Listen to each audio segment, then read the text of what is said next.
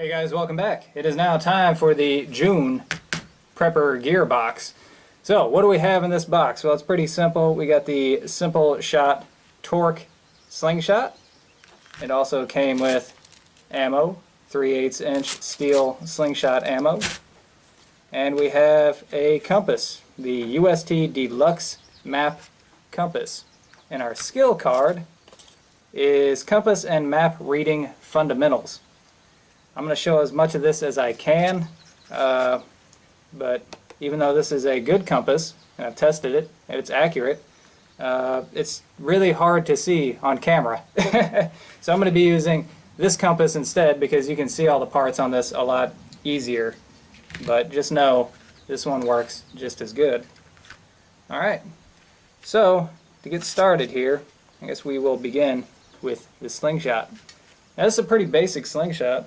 I've never seen one exactly like this before, but essentially the way you put the bands on here, we've got little slots, and you just kind of stretch the band like so. It comes unassembled, and then to assemble the band, slip it back down in there.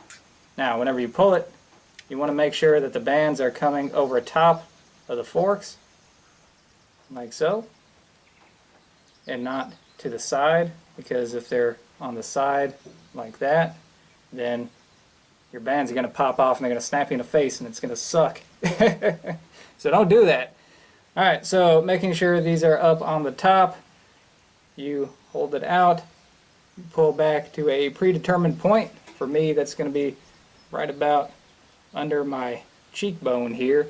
And then you kind of line up the bands with your target, and that's going to get your windage just about right, and then you just kind of estimate on your elevation and hope that you hit what you're aiming at. So, slingshots, pretty simple but fun. And this particular one is made in the USA. So, let's take a few shots with it, see if I can hit anything. Stay tuned. I've got a can on top of the target. See if I can hit the can.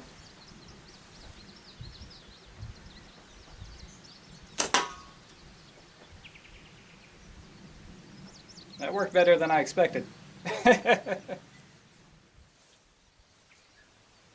Alright, see if I can do that again. That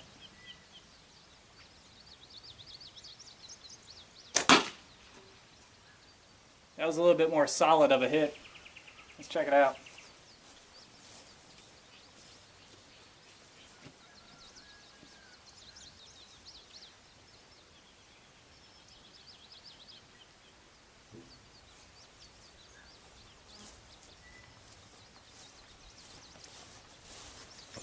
Well, that really nailed it, but it didn't go through at that time either.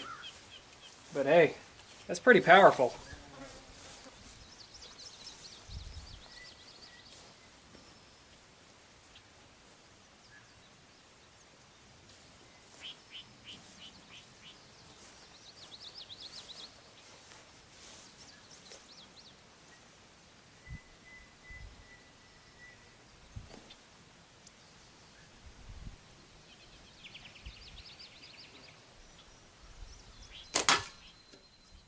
See if I can just hit it off the ground.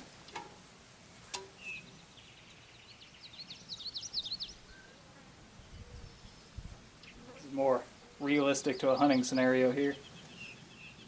We're going to say it's a bird or something.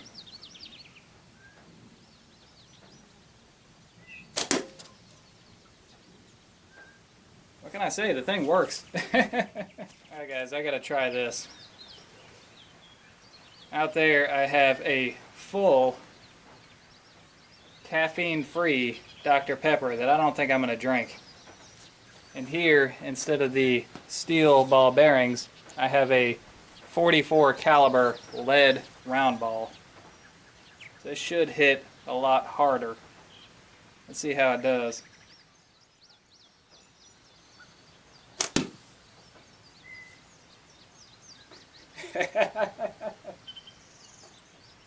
That was pretty cool. Let's check it out. Alright, there's the box that it was sitting on. It's now soaked in soda. here it is. Wow. Okay, this is the entrance wound right here. As you see right there is the exit wound. So our lead round ball actually went completely through the full caffeine-free soda here. Wonder if I can find it. Probably not. But I'll keep looking for it. Hey guys, so the next thing I'm going to talk about is this compass here. This is the UST Deluxe Map Compass. That's a pretty basic base plate compass. Now, there's not a whole lot to talk about with just the compass itself without actually getting out and using it, so I'm going to use this in conjunction with the skill card here.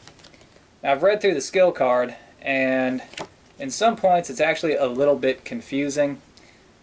Now, I assume the reason for that is because they didn't want to get too in-depth with things like terminology, and they left out a couple things that I'm also going to leave out, like magnetic declination, because that's just going to confuse the heck out of everybody. But I know at least the people that consistently watch my channel, you see me use a map and compass before, so I think you guys are actually ready for some proper terminology, and I think once we talk about that, it's going to make this a little bit easier to understand. So let's get started on that, and I think that's going to clear things up in the long run.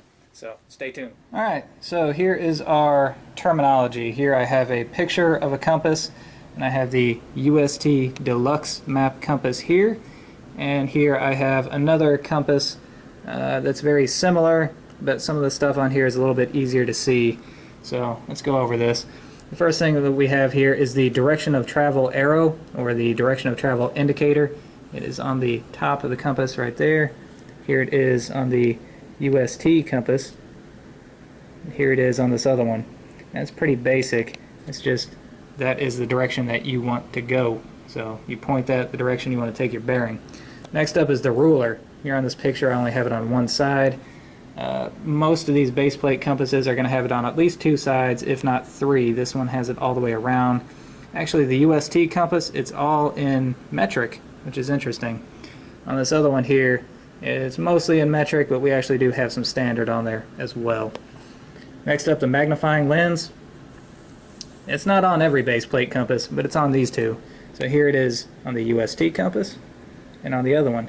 This really helps whenever you got some very detailed maps, seeing all that fine detail. Next up is the index mark. This is a pretty important feature. Here it is on my picture. See this little point right here? This is it on this other compass. Now, on the UST compass, you can't really see it. It's down in there. In fact, it's easier to see it if I turn it around. See this red mark right here? That is what you're looking for in here. See, it's pretty hard to see on camera. But anyways, that is your index mark. That is what you're going to look for to get your bearing. Okay, next up, the rotating housing, sometimes called the bezel. Right here. Here it is on the UST. You see it rotates. And on this other compass, does the same thing. Rotates back and forth. Next up, the orienting arrow. You'll sometimes hear me call this the shed, because on some of the older compasses, actually it looks a little bit like a child's drawing of a house. See, here's the door.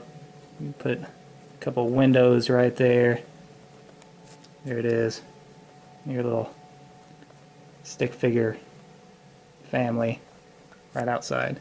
So if you hear me say put the red in the shed, what I'm talking about is putting the red portion of the magnetic needle inside of the orienting arrow. Proper term is orienting arrow.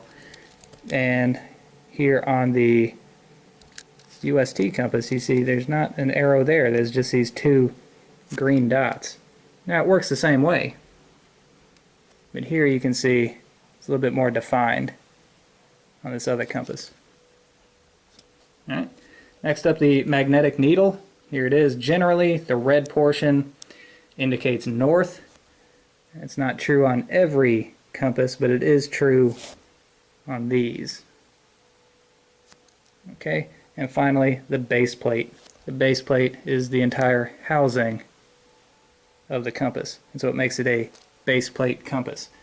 So now with this out of the way, that may help you understand some more of the things that they're talking about in the skill card. Alright, so skill card. Now that we know some proper terminology, we can go over some of the stuff that's on here. Now I tried several times to go out to the lake and actually film this in the field so you guys could see this in real life, how it would work. Because the lake was a good wide open area and you could actually see everything firsthand. But each time that I went out there, conditions were just terrible. It was too windy, you couldn't hear what I was saying, and one time this happened. Alright guys, as you can see, there's a gigantic spider on the map, so that means the training is over. Hope you guys enjoyed it. So, yeah, I don't have that map anymore. Spider got the map. So that spider is navigating his way all over the lake now.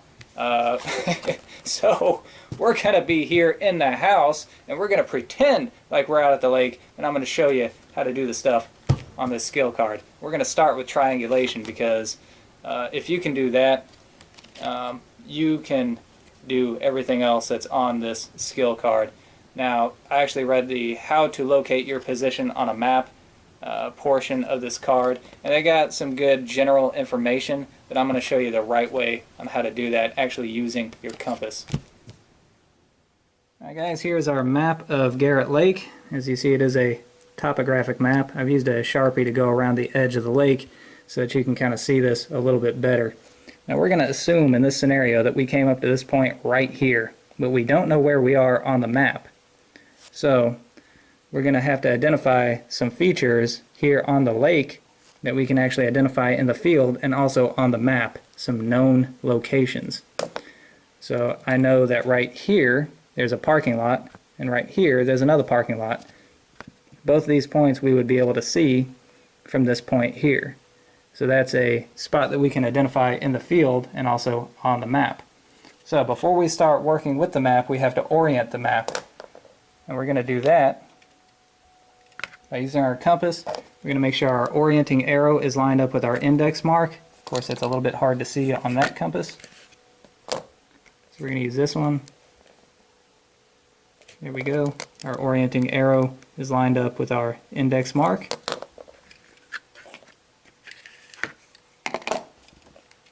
This one is also lined up. We're going to place the side of our base plate here on the side of our map.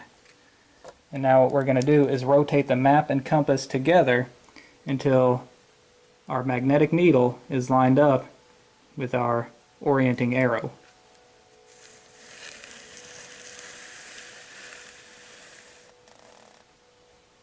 Okay, right there you see they are both lined up, and now our map is oriented.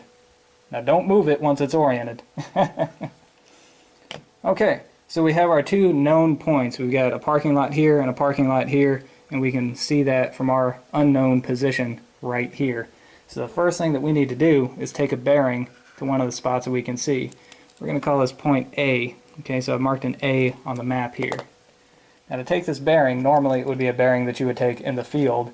You would point your direction of travel arrow right here at this point and take a bearing. But since we're not actually in the field, we're going to have to take a map bearing. Okay, so we're going to line up the side of our base plate here with the point where we're at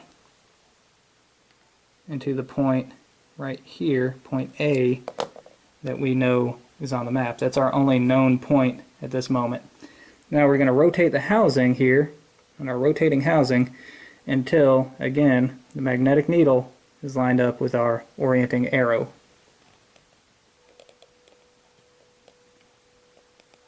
Okay, right about there.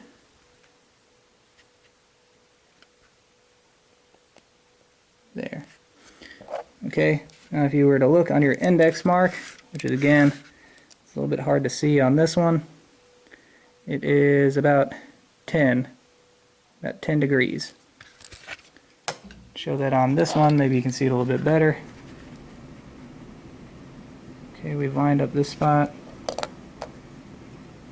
here, and here. Rotate this.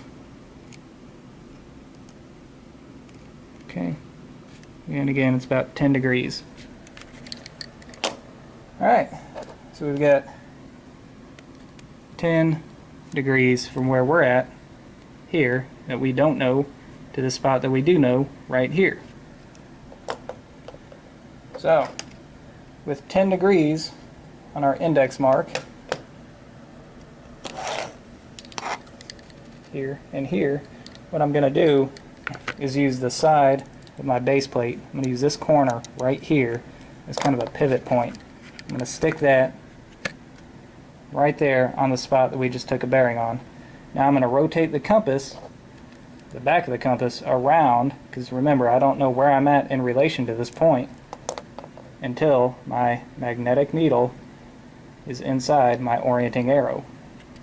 So stick your finger right there, keep that spot in place, rotate that around.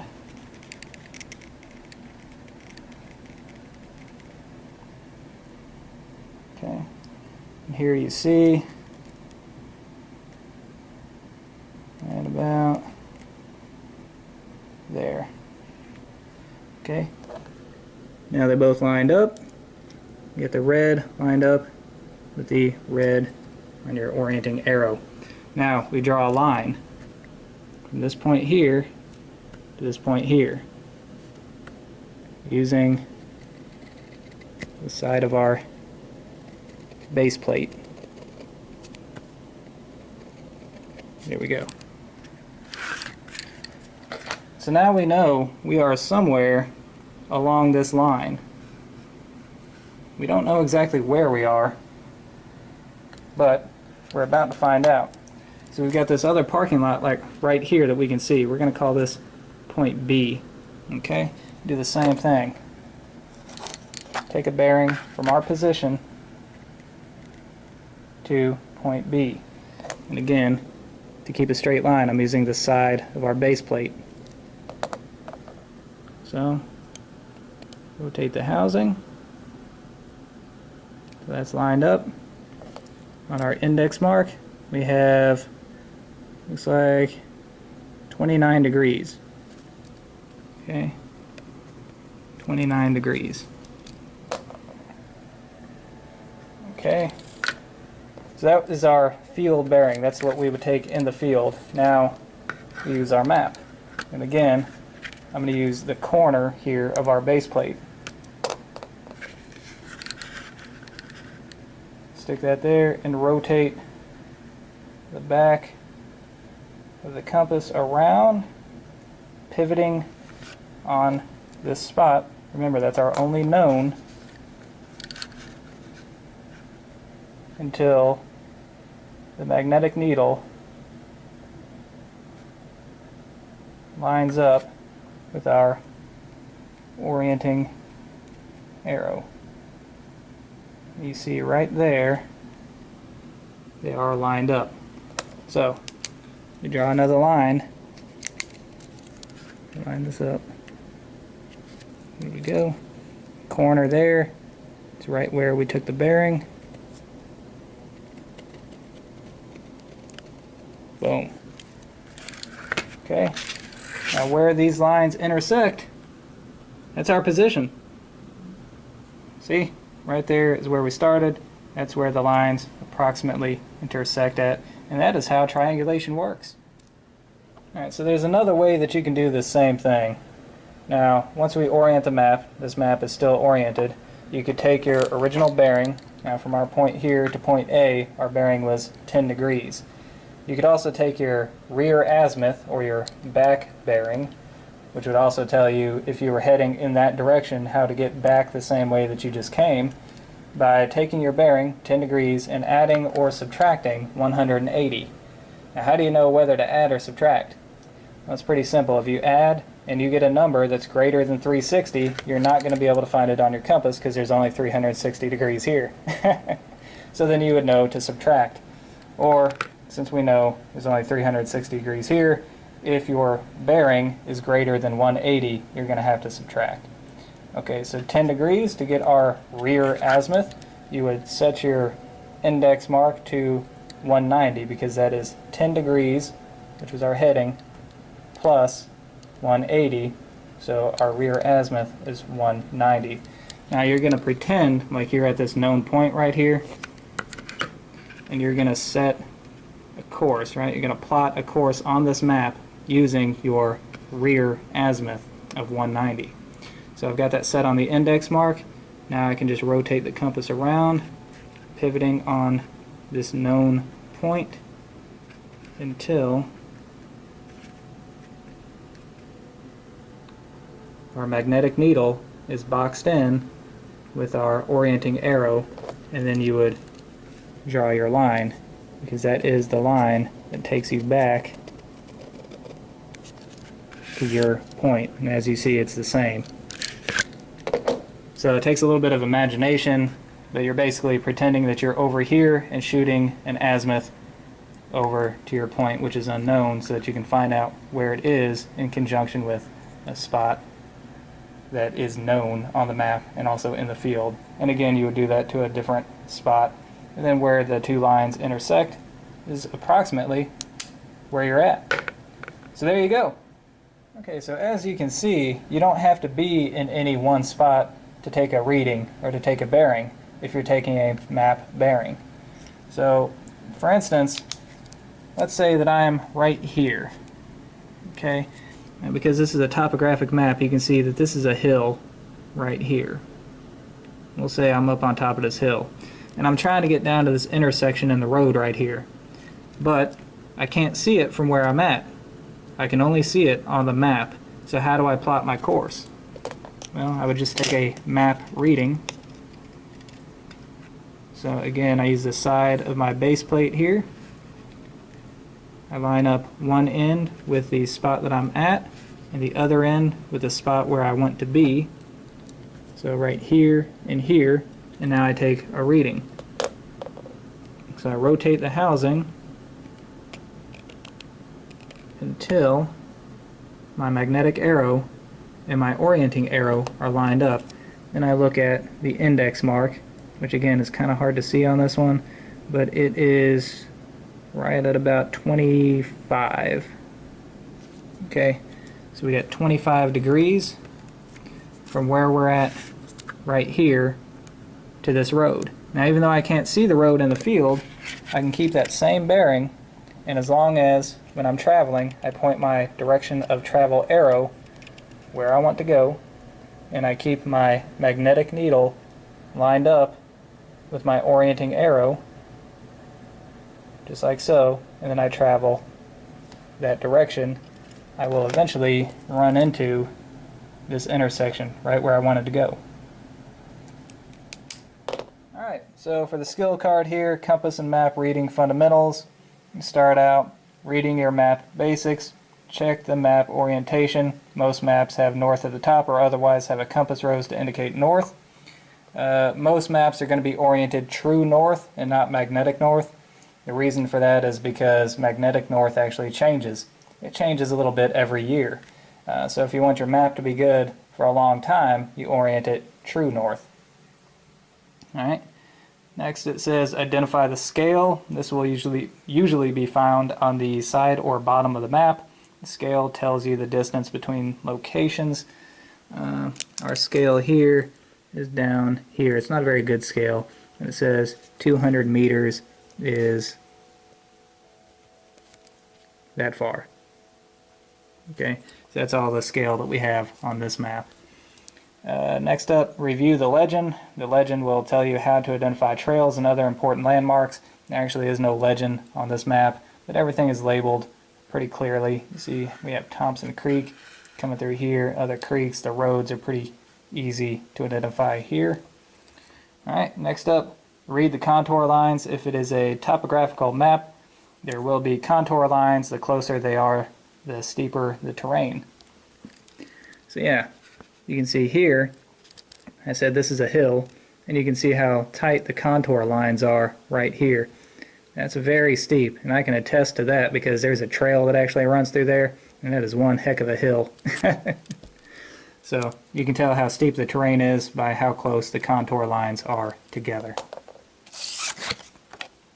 Alright, now using your compass, we pretty much already talked about that. They talk about how to take a bearing. We already did that. We took our bearing from here to here. We also took bearings from here to here and here to here. Alright, so that's pretty much covered. And how to locate your position on a map. They talk about kind of roughly how to do it by sight. I talked about how to do it a little bit more accurately with your compass. So we call that triangulation whenever you use 2 or more points to find your position on a map. Alright, so there is the skill card, complete, and I hope you guys learned something new. If it was a little hard to follow, don't worry, this is a really, really big skill set. It's one of those things that can take years to master. So, anyways, there you go. Alright, it is now time for the final review. We start out with the Slingshot Torque Slingshot. It says that we worked with Slingshot to make a custom batch of their signature torque slingshots just for you. Made in the USA, the slingshot is compact and lightweight. Yeah, they got that right. It slips in your pocket or go bag without notice. The extra wide fork tips mean you can customize your slingshot with bands that suit you best. Flat bands, looped, or single strand tubes all work just fine. We also made it flaming red so that it stands out while you're shooting, and in case you drop it in the woods, you can find it easily. Retail price, $30. Now, I don't know how well it comes out on camera, but this is not like a, even though they call it flaming red, it's not like a fire engine red. It's more of a subdued, I call it like an autumn leaf red, kind of a traditional red color. I like it. I don't like really brightly colored things. It's very ergonomic. Whenever you hold it, it feels really good in the hand. It's surprisingly fast. The first time I drew it back, I was surprised with just how light the draw weight is. But the speed that you get out of this thing is just amazing. And we found out that it is very accurate. And if you if you shoot lead ammo, it hits pretty hard too. Now, even with the steel slingshot ammo that it came with, as I was shooting around, I did notice that it actually did go through a few of the cans. It seems to depend on just how much resistance that the cans actually have. But it's a pretty nice slingshot. It's very very kind of dense, but it's lightweight. It's very, it appears to be a very durable material here. And also, as it said, you can use different types of bands too. Flat bands are actually my favorite. So you get some literature with it. You get a wooden nickel here, and in the literature it says what that's for. And you also get a sticker. That's pretty cool. So overall, I really like this. You know, I'm not a slingshot guy because they're actually illegal to hunt with here in my state. So it's not something that I do a whole lot of. But this is just so ergonomic and you know, very tactile. You know, I was just able to pick it up and start hitting targets almost immediately. So, yeah, overall, I really like it, so I give it a big thumbs up.